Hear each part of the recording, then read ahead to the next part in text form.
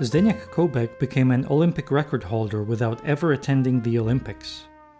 And that was far from the most unusual thing that happened in his life.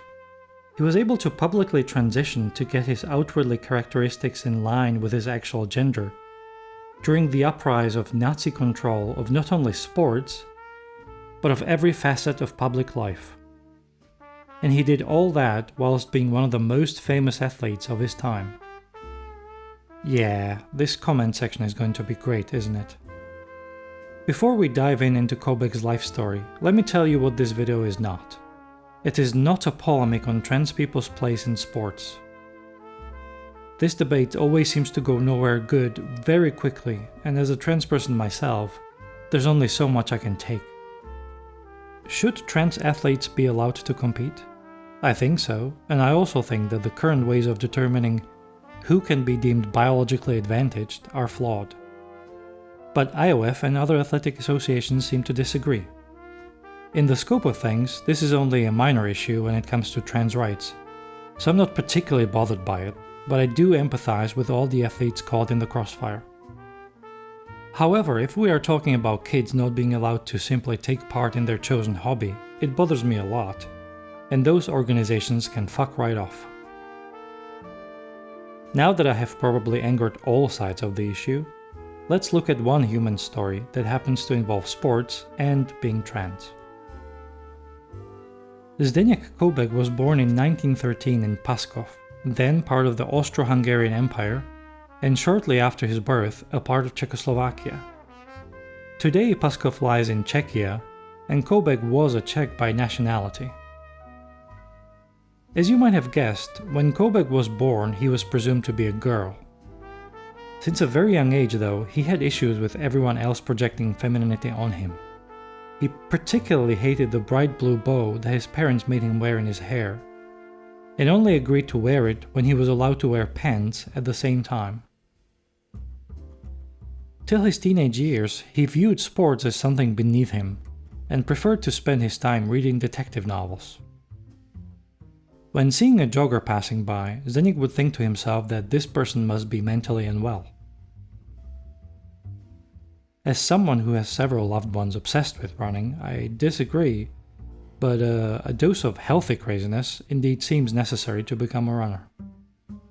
Eventually though, Koubek would attend his first track meet and watch amateur runners compete in the 100-meter dash. And there, at 13, he finally caught the running bug. He joined an athletic club for women and started to dazzle everyone with his feats. Women's sport at the time was in a flux. While some women were allowed to compete in the Olympics since the 1900 Paris Games, they could only do so in a limited number of disciplines. Tennis, archery, and sailing were deemed feminine enough, but it took a long time for the officials to include women's track and field. The stated reasons for this were worries for women's health, as their physiques were considered too fragile for, checks notes, running really fast. This is why, for example, the 800-meter race for women appeared once in 1928 and then was struck from the program till 1960. Apparently, the athletes looked way too tired after, competing in a freaking Olympic race. So the male officials decided it was simply too much for them. Enter Alice Milliet, a pioneer of women's sport that fought for the inclusion of female track and field in the Olympics, and when it mostly failed, organized her own damn games. The Women's World Games ran from 1922 to 1934, every 4 years, and the competing athletes would eventually be recognized as Olympians. In 1930, the Women's World Games were held in Prague, the then Czechoslovak capital. Sadly, the host nation came away with 0 medals, which was a bit of a blow. This did not go unnoticed by Zdeněk Koubek, who was at the time starting his successful amateur athletic career. When he was sent by his local club to Prague in 1932 to compete in the national championships, everyone was shocked by him taking second place in both the 800 meters and the high jump. Soon he was persuaded by a Prague athletic club to move to the capital city, where he quickly began setting records. In 1933, he entered the national championships again, this time winning the 200 meters and long jump, as well as repeating his second place in high jump. But his main discipline was to become 800 meters, in which he won the World Championships in the same year. A star was born, and his exploits were all over the Czech newspapers. The medal-hungry nation knew that Koubek was their chance to bring some hardware back from the 1934 Women's World Games, which were going to be held in London.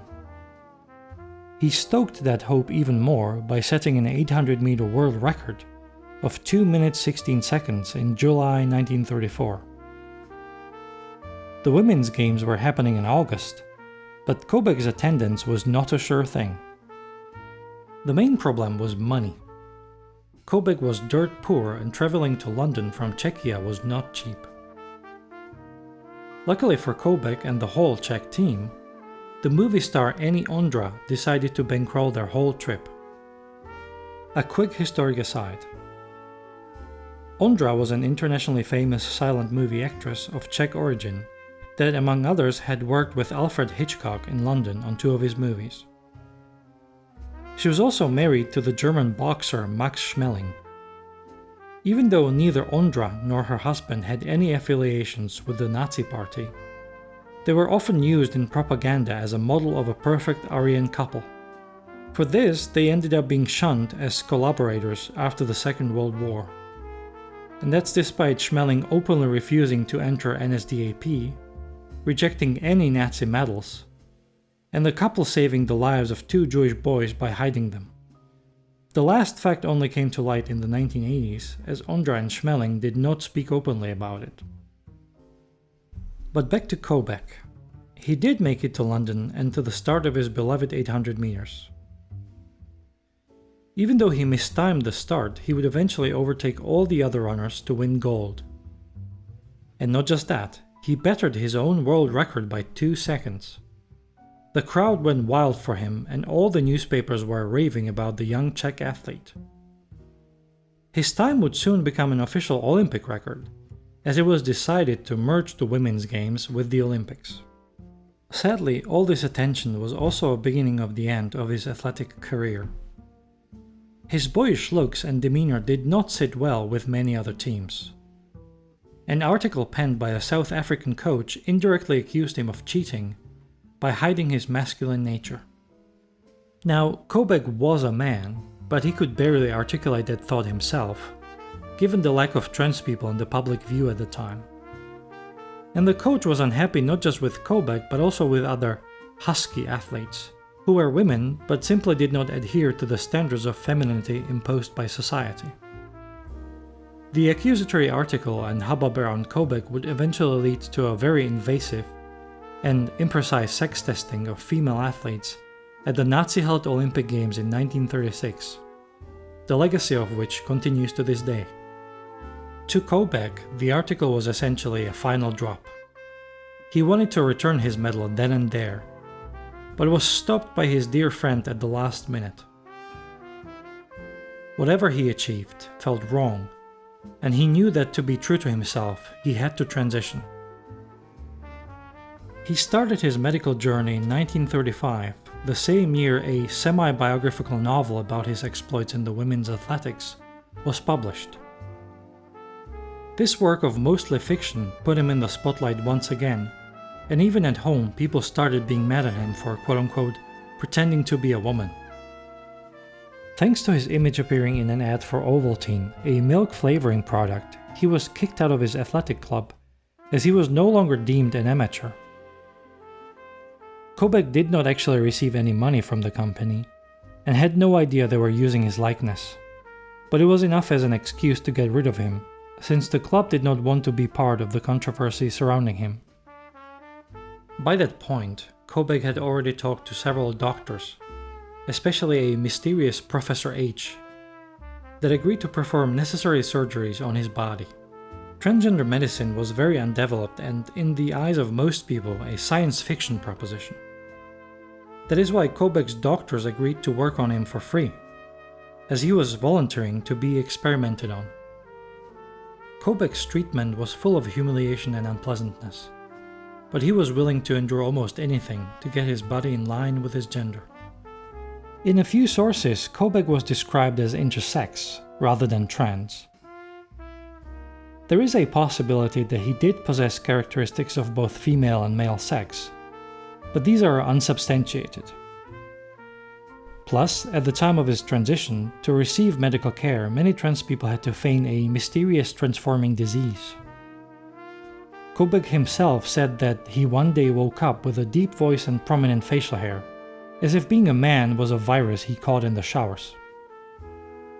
Now there's a disease I could actually be an anti-vaxxer for. But given that the voice you are hearing is coming out of a chest with substantial tits on, we can safely say that transitioning usually requires more than going to bed and waking up as your psychological gender in the morning.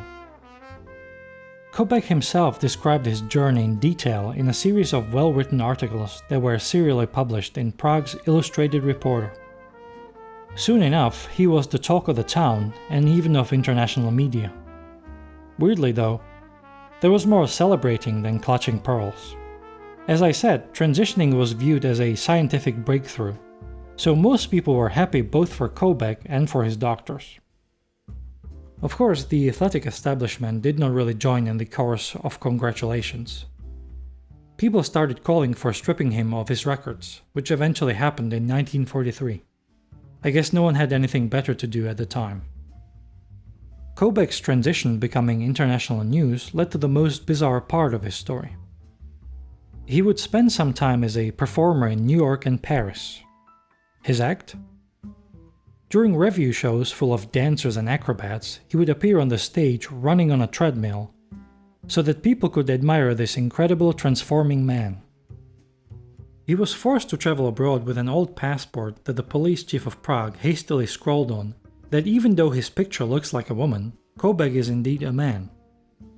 His documents would not be officially changed till after the war, but he got lucky as he got his driver's license under his actual gender and name. This, along the fact that he easily passed as a cis-white man, probably saved him from being sent to a concentration camp during the Nazi occupation of Czechoslovakia. Koubek threw away the medals he won in women's athletics and returned to sport as an amateur in the local men's rugby league, where he was known as the fastest player on his team. Most people who knew him personally were aware of his past, but nobody made a big fuss about it. He got married, played sports in his free time, and worked as a bureaucrat and then a laborer later in his life. Even though he was once internationally known as a record-setting sportswoman, and then a man that magically transformed his gender, he lived most of his life as just a dude, and he liked it that way. Koubek's story went unnoticed until very recently. He resurfaced in Czech media thanks to a play about his life, as well as a biographical book, which sadly misgenders him in the title.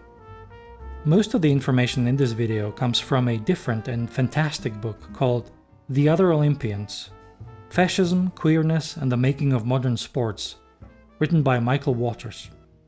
It's not just Koubek's story, but also a deep dive into the history of women's track and field at the Olympics, other trans athletes, as well as the origins of sex testing. I 100% recommend it, as it's a wonderful read. You will find links to the book and my other sources in the description. Thank you for watching my 6th YouTube video, and despite my apprehension, I do actually want to hear from you in the comments. Let me know if you would like more stories of unusual and forgotten sports legends. Like if you liked the video, and if you disliked the video, I will let you choose the weapons for the duel. Tape out.